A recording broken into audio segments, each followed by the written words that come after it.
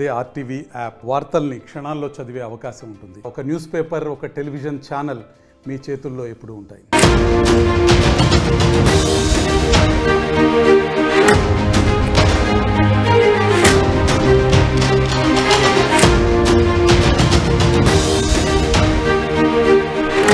Breaking news, Sai Prakash missing case విషాదాంతంగా ముగిసింది.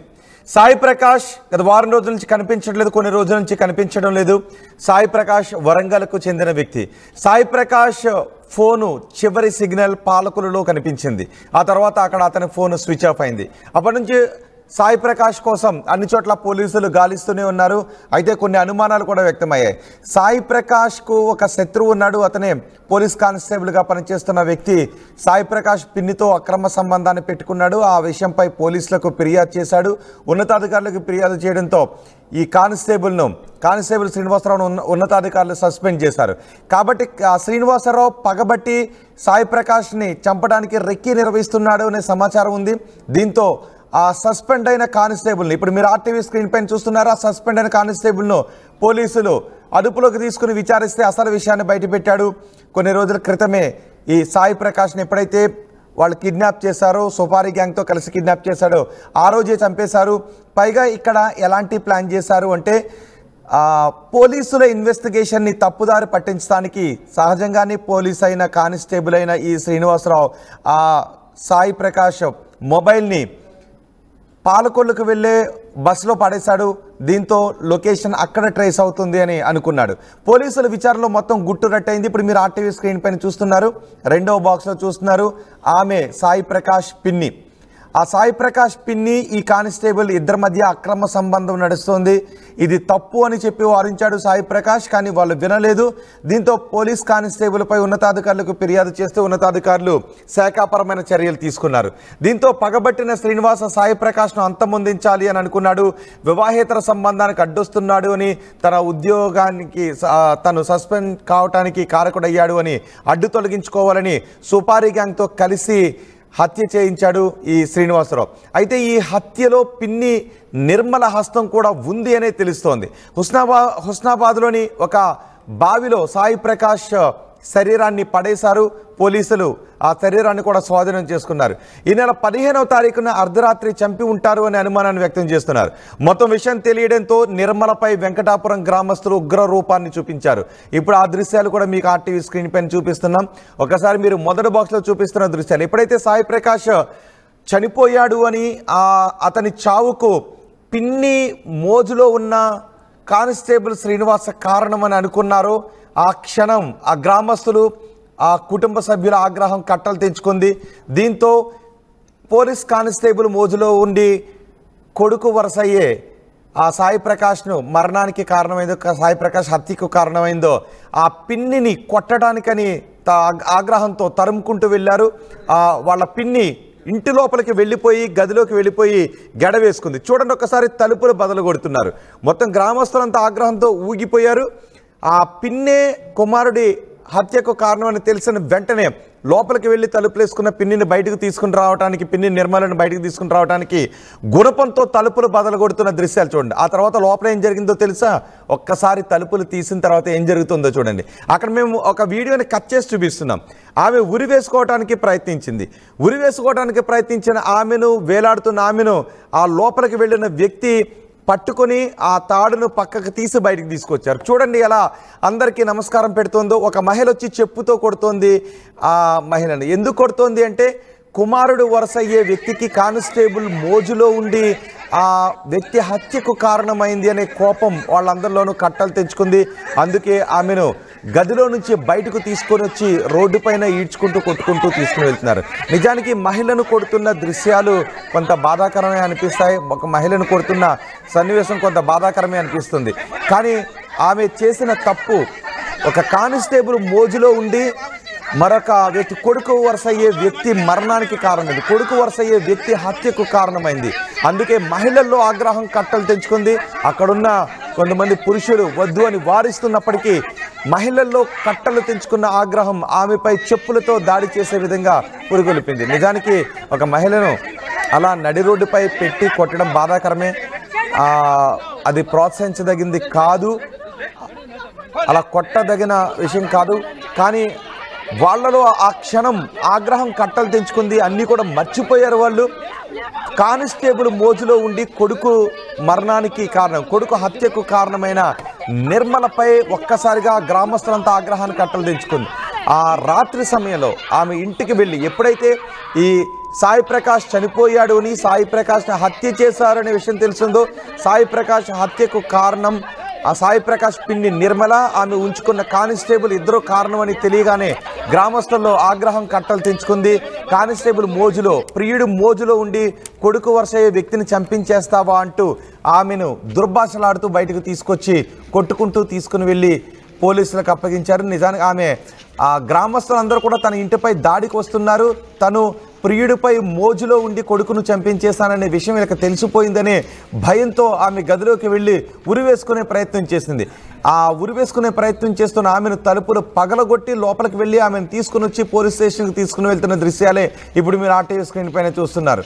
నిర్మలను బయటకు తీసుకొస్తున్న దృశ్యాలు మొదటి బాక్స్లో చూస్తున్నారు. ఆమెను పోలీస్ స్టేషన్కి చూడండి, రెండో బాక్స్లో పోలీస్ స్టేషన్కి తీసుకొచ్చారు. పోలీస్ స్టేషన్లో అప్పగించారు గ్రామస్తులు. సాయి ప్రకాష్ది ములుగు జిల్లా వెంకటాపురం.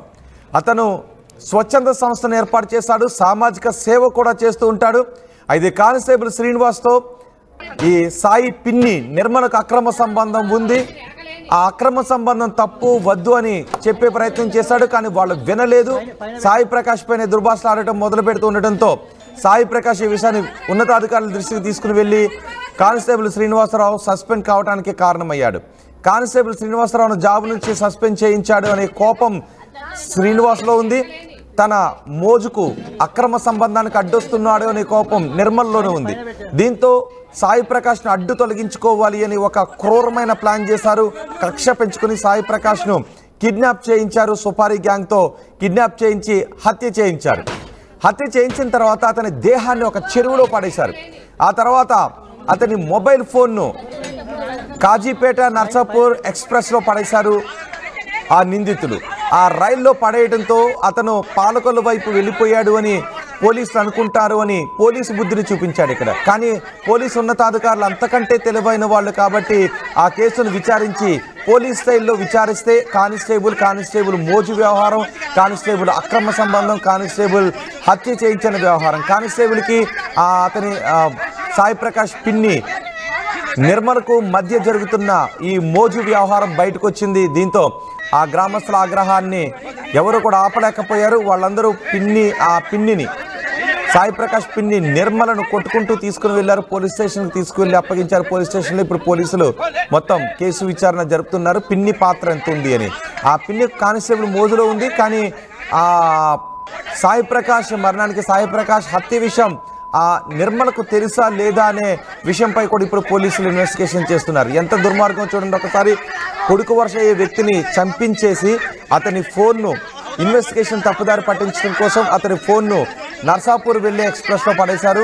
ఆ ఎక్స్ప్రెస్లో పడేసిన ఫోన్ పాలకొల్లు వెళ్ళిన తర్వాత స్విచ్ ఆఫ్ అయిపోయింది. బహుశా ఆ ఫోన్ ఎవరైనా తీసుకుని స్విచ్ ఆఫ్ చేసి వాళ్ళు కొట్టేసి ఉన్నారో, లేదంటే ఆ ఫోన్ మామూలుగానే స్విచ్ ఆఫ్ అయిపోయిందో తెలియదు. కానీ చివరి లొకేషన్ మాత్రం నర్సాపూర్ ఎక్స్ప్రెస్లో, నర్సాపూర్ వెళ్ళే ఎక్స్ప్రెస్లో లభించింది. పాలకొల్లులో ఫోన్ స్విచ్ ఆఫ్ అయిపోయింది. పాలకొల్లులో ఉండే టవర్స్ దగ్గర చివరి లొకేషన్ ట్రేస్ అయింది. ఇప్పుడు మొత్తం కానిస్టేబుల్ని అదుపులోకి తీసుకున్నారు. పిన్నిని గ్రామస్తులు తాము అదుపులోకి తీసుకుని కొట్టుకుంటూ తీసుకెళ్లి పోలీసులకు అప్పగించిన దృశ్యాలు కూడా మీరు ఆర్టీవీ స్క్రీన్ పైన చూస్తారు. ఒకసారి వెంకటాపురం వెళ్దాం. వెంకటాపురం నుంచి మరింత సమాచారం మా ప్రతినిధి వెంకటరత్నం అందిస్తారు. వెంకటరత్నం.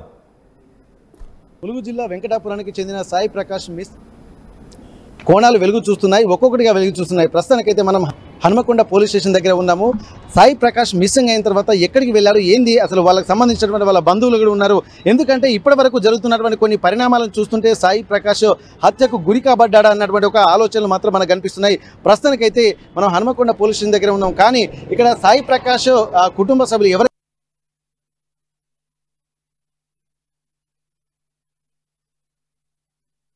ములుగు జిల్లా వెంకటాపురానికి చెందిన సాయి ప్రకాష్ మిస్సింగ్ వెనుక అనేక కోణాలు వెలుగు చూస్తున్నాయి, ఒక్కొక్కటిగా వెలుగు చూస్తున్నాయి. ప్రస్తుతానికైతే మనం హనుమకొండ పోలీస్ స్టేషన్ దగ్గర ఉన్నాము. సాయి ప్రకాష్ మిస్సింగ్ అయిన తర్వాత ఎక్కడికి వెళ్ళారు, ఏంది అసలు వాళ్ళకి సంబంధించినటువంటి వాళ్ళ బంధువులు కూడా ఉన్నారు.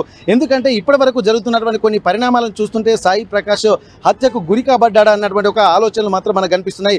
ప్రస్తుతానికైతే మనం హనుమకొండ పోలీస్ స్టేషన్ దగ్గర ఉన్నాం. కానీ ఇక్కడ సాయి ప్రకాష్ కుటుంబ సభ్యులు ఎవరైతే ఆరోపణలు ఎదుర్కొంటున్నారో వాళ్ళకు సంబంధించి కూడా కొన్ని ఆసక్తికరమైనటువంటి విషయాలు తెలుస్తున్నాయి. ఒకసారి సాయి ప్రకాష్ వాళ్ళ పెద్దనాన్న మనోహర్ గారు మనతో ఉన్నారు. ఒక్కసారి వారితో మాట్లాడదాం, అసలు ఏం జరిగింది, వారికి ఉన్నటువంటి సమాచారం ఏంది, ప్రస్తుతం వారితో మాట్లాడదాం.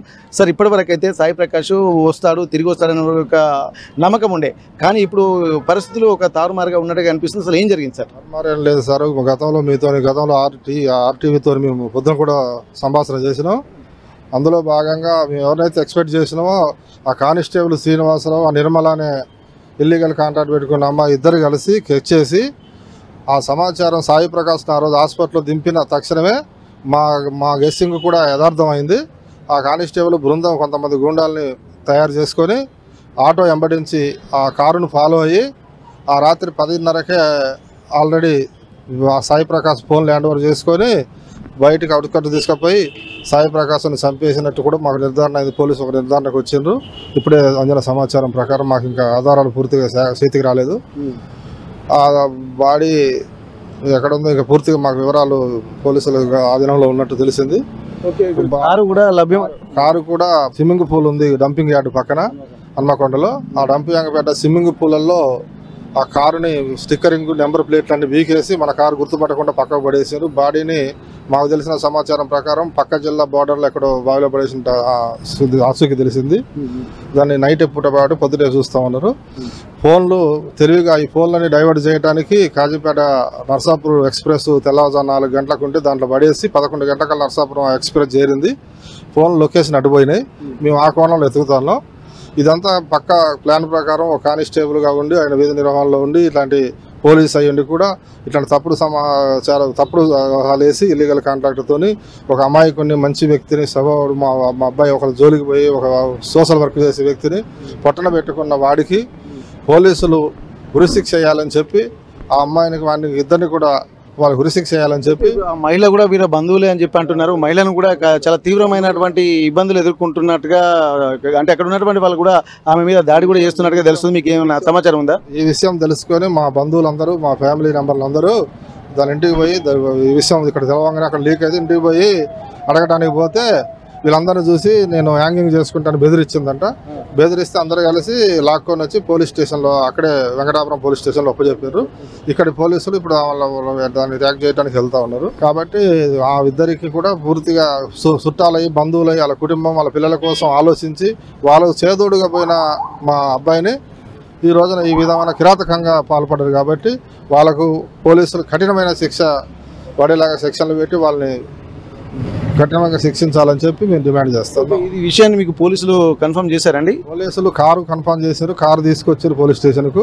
దాని మీద స్టిక్కర్ నెంబర్ లేదు. అది ఆల్రెడీ ఒక నిర్ధారణకు వచ్చింది. పొద్దున బాడీ ట్రాకప్ చేద్దాం, నైట్ అయిందని చెప్పారు. మేము ఈ లోపల వాళ్ళందరినీ ఇంట్రాగేషన్ చేసారు. వాళ్ళు ఆల్రెడీ సమాచారం పోలీసులకు ఇచ్చారు ఏంటి ఎక్కడ బాడీ అని. అది మాకు పూర్తిగా బాడీ పలానా ప్లేస్ అని రాత్రి చెప్తే మేము అందరం గందరగోళం అవుతారు. పొద్దున ఉదయానికి బయటపెట్టడానికి సిద్ధంగా ఉన్నారు. ఆల్రెడీ పోలీసులు ట్రాక్ అయింది. చాలా సీరియస్గా ఉన్నటువంటి నేపథ్యంలో వాళ్ళ బంధువులు కూడా మనతో ఉన్నారు. ఒక్కసారి వాళ్ళ బంధువులతో మనం మాట్లాడే ప్రయత్నం చేద్దాం. అయితే ఇక్కడ వాళ్ళ బంధువులు కూడా దాదాపు వారం రోజుల నుంచి వెతుకుతున్నటువంటి క్రమంలో వాళ్ళ బంధువులు కూడా ఒకసారి నిజంగా తను లేడన్నటువంటి విషయం తెలిసిన తర్వాత చాలా రోదనగా వాళ్ళ ఆవేదన మామూలుగా లేదు. ఎందుకంటే పరిస్థితులను చూస్తుంటే ప్రతి ఒక్కరికి గుండె తరుక్కుపోయే విషయం. నిన్న మొన్న కలిసి ఉన్నటువంటి తను ఒక్కసారిగా విగతజీవిగా మారని తెలిసిన తర్వాత వాళ్ళు మాట్లాడలేకపోతున్నారు. అసలు ఎట్లా ఉంది సార్ పరిస్థితి? మాట్లాడలేను.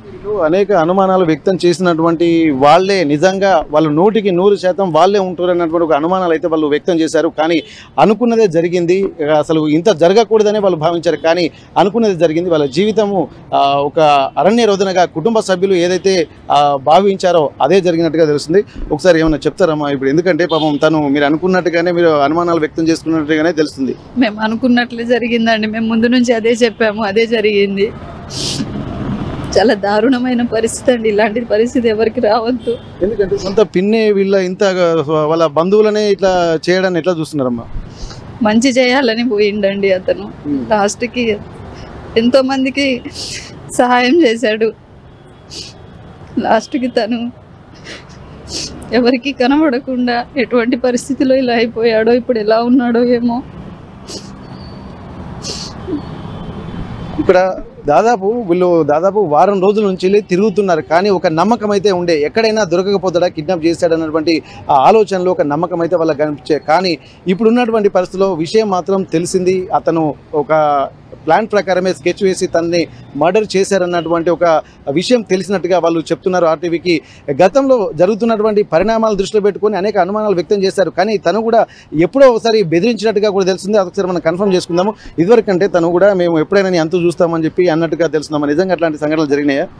తెలీదండి నాకు. అయితే వాటన్నిటిని దృష్టిలో పెట్టుకొని ఇక్కడ గమనించాల్సింది, ఇక్కడ మొత్తానికైతే 15వ తారీఖు మిస్సింగ్ అయినటువంటి నేపథ్యంలో ఆ 15వ తారీఖు తర్వాత తను ఇక్కడ కిడ్నీ సెంటర్లో వాళ్ళ హాస్పిటల్ వాళ్ళ బంధువుల్ని చేర్పించి వాళ్ళ ఫ్రెండ్ ఇంటికి వెళ్ళేటువంటి క్రమంలో కూడా తను వాళ్ళ ఫ్రెండ్కు ఫోన్ చేశాడు. అంటే ఇంటికి ములుగుకు వెళ్ళడానికి కూడా లేట్ అవుతున్నటువంటి నేపథ్యంలో కూడా తన ఫ్రెండ్ దగ్గరికి వస్తానని చెప్పాడు. తన లొకేషన్ కూడా ఫ్రెండ్ తన సాయి ప్రకాష్కు పంపించాడు. కానీ ఎంతకీ రాలేకపోవడంతో 10 గంటల 45 నిమిషాలకి కూడా ఫోన్ చేసినప్పుడు తను ఫోన్ లేపలేదు. అంటే మళ్ళీ ఇంకా ఎందుకు లేపట్లేదు అన్నటువంటి ఒక ఆలోచన చేశారు. కానీ ఆ తర్వాత నుండి ఫోను ఎవరిది లేపలేదు. కానీ ఆ సమయంలోనే సాయి ప్రకాష్ హత్యకు గురైనట్టుగా తెలుస్తుంది. ఇంతకుముందు ఆర్టీవీ గ్రౌండ్ రిపోర్ట్లో భాగంగా మొత్తం సాయంత్రం కూడా ఇక్కడ సీసీ ఫుటేజీలను పరిశీలించారు. ఎక్కడైతే ఆ కిడ్నీ సెంటర్ ఉందో, హాస్పిటల్ ఉందో, హాస్పిటల్ నుండి వాళ్ళు ఫాలో అయినట్టుగా తెలుస్తుంది. ఇక్కడ అక్కడి నుండి కిడ్నీ సెంటర్ నుండి ఇక్కడ పబ్లిక్ గార్డెన్, ఆ పబ్లిక్ గార్డెన్ నుండి అలాగే కేయూ క్రాస్ రోడ్ నుండి వడ్డేపల్లి 100 ఫీట్ రోడ్కు వెళ్తున్నట్టుగా మనం అసలు సీసీ ఫుటేజ్ ఆర్టీవీ గ్రౌండ్ రిపోర్ట్లో కూడా తెలిసింది. ఆ సీసీ ఫుటేజ్ల ఆధారంగా కూడా చూసినటువంటి వాళ్ళు ఒక క్లారిటీకి వస్తున్నారు, కానీ పూర్తి స్థాయి తెలియలేదు. కానీ అప్పటికే అనుమానం వచ్చినటువంటి కొంతమందిని పోలీసులు అంటే అనుమానం వ్యక్తం చేసినటువంటి వ్యక్తుల్ని పట్టుకొని ఇన్వెస్టిగేషన్ చేయగా కొన్ని విషయాలు కూడా తెలిసినట్టుగా తెలుస్తుంది. అయితే ఇప్పటికీ కూడా తను ఎక్కడ ఉన్నాడన్నటువంటి విషయం అయితే ఇంకా పూర్తి స్థాయిలో తెలియలేదు. తను మర్డర్ చేసినటువంటి పరిస్థితులే ఉన్నాయన్నటువంటి ఒక సమాచారం అయితే వీళ్ళకి అందింది. దీంతో ఒక వాళ్ళ ఆవేదన మాత్రం అంతా ఇంత కాదు. ఇక్కడ హనుమకొండ స్విమ్మింగ్ పూల్ దగ్గర కారును వదిలిపెట్టి వెళ్ళారన్నట్టుగా తెలుస్తుంది. ఆ తర్వాత అక్కడి నుండి అతను ఎక్కడికి తీసుకెళ్లి మర్డర్ చేశారన్నటువంటి విషయం కూడా ఇంకా పూర్తిగా తెలియలేదు. దీనికి సంబంధించి పోలీసులు కూడా పూర్తిగా ఇంకా సమాచారాన్ని సేకరించేటువంటి ప్రయత్నంలో ఉన్నారు. ఏదేమైనప్పటికీ కూడా దీన్ని చాలా తీవ్రంగా భావిస్తున్నటువంటి పరిస్థితుల నేపథ్యంలో పోలీసులు కూడా మరింత సమాచారం చెప్పాల్సినటువంటి పరిస్థితి కనిపిస్తోంది.